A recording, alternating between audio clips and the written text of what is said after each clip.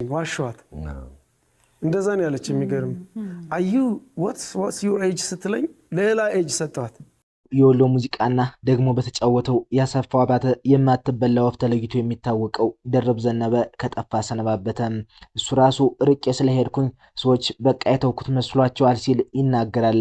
አሁን ግን በኢትዮጵያ መድረኮች የመጫወት ከሀገሩ ልጆች ጋር በትብብር የመስራትም ውጥናለው ከኢትዮጵያውያን ሙዚቀኞች ጋር መስራት ፈልጋለሁ ሲል ከዶቼ ቬለ ጋር ባደረገው ቆይታ ተናግሯል።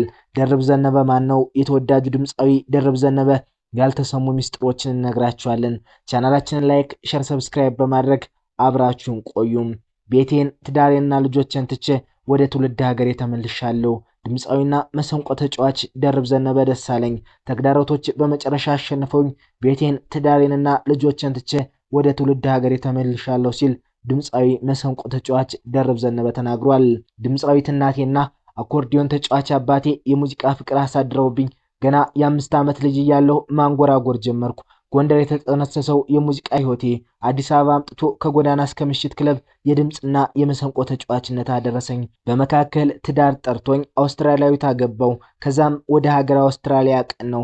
በሀገር አውስትራሊያ የነበረው የሙዚቃ ህይወቴ በድሎችም በተግዳሮቶችም የተሞላ ነበር። በነጭ አውስትራሊያዊት ባለቤቴና በኔ በጥቁር ኢትዮጵያዊት ባለቤቷና በልጆቻችን መካከል የነበረው የሁለት ባህሎች ግጭትም ሌላው ፈተና ነበር። ከኢትዮጵያውያን አርቲስቶች ጌታቸው ካሳንና ኤልያስ ተባበልን አደንቃለሁ። በመጨረሻም ይላል ተግዳሮቶቹ አሸንፈውኝ ቤቴን ትዳሬንና ልጆችን ትቼ ወደ ትውልድ ሀገሬ ተመልሻለሁ ብሏል።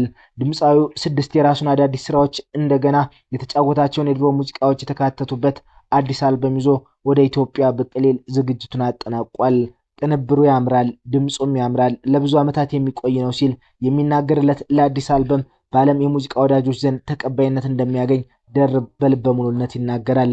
በአካልም በመንፈስም ለራቀው የአውስትራሊያ አድማጮች የኢትዮጵያውያን ሙዚቃ በማስተዋወቅ ረገድ ስኬታማ ከሆኑ ድምጻውያን መካከል ደርብ ዘነበ ቀዳሚው ነው። ደርብ በሚኖርበት አውስትራሊያ ድራምስና ላዮንስ ደርብ አምባሳደር የተሰኙ 2 አልበሞችን ሰርቷል። ስለ ኢትዮጵያ ሙዚቃ መረጃ የላቸውም፣ ኢትዮጵያውያን ስልጣኔ ወይም ባህል አያውቁትም ለሚለው ደርብ በአውስትራሊያ ገበያ ድራምስ ኤንድ ላዮንስ የመጀመሪያ ስራው ነው። ስራው ተወዳጅ ከመሆን ባሻገር በጃፓን፣ አውሮፓና አሜሪካ ዓለም አቀፍ የሙዚቃ መድረኮች እንዲጫወት እድል ሰጥቶታል። በአልበሙ የተካተቱት የኢትዮጵያ ሙዚቃ ወርቃማ ዘመናት ተብለው በሚቆጠሩት 1960ዎቹና 70ዎቹ የተሰሩ ናቸው። አልበሙ ግን በኢትዮጵያ ገበያ አልተሸጠም።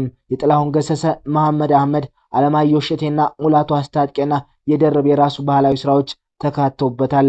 ደርብ ዘነበ እንደገና የሰራው ያሰፋው አባተ የማትበላው ወፍ የተባለ ሙዚቃ ድራምስ ኤንድ ላዮንስ በተሰኘ አልበም ውስጥ የተካተተ ነው። ደርብ አባቱ አኮርዲዮን ተጫዋች፣ አጎቶቹ ሙዚቀኞች ናቸው። በልጅነቱ ያዳመጠው ሁሉ ከልብ ያስፈነደቀ፣ በመሰንቆ አገራረፉ ማንንም ያስደነቀ፣ በግጥም አጣጣሉ ሴት ወንዱን ያሳቀ ተብሎ ስለተሞገሰው አሰፋው አባተ ብዙ ሰምቷል፣ ሰምቶም ወዶታል፣ አድንቆታል። በልጅነቱ ጀምሮ ስለ አሰፋው አባተ ሰዎች ይነግሩ ነበር። ከሙዚቃውም ከሰውየውም ፍቅር ነበረኝ የሚለው ደርብ አሰፋው አባተን እንዴት አድርጌ በሙዚቃ ላምጣ የሚል ሐሳብ እንደነበረው ይናገራል። ደርብ እንዳደነቀው አሰፋው አባተ ሁሉ መሰንቆ ይጫወታል። የወደደውን የማትበላው ወፍ የተሰኘ ሙዚቃ መልሶ ሲዘፍን ግን ዓላማው መስፈን ብቻ አልነበረም።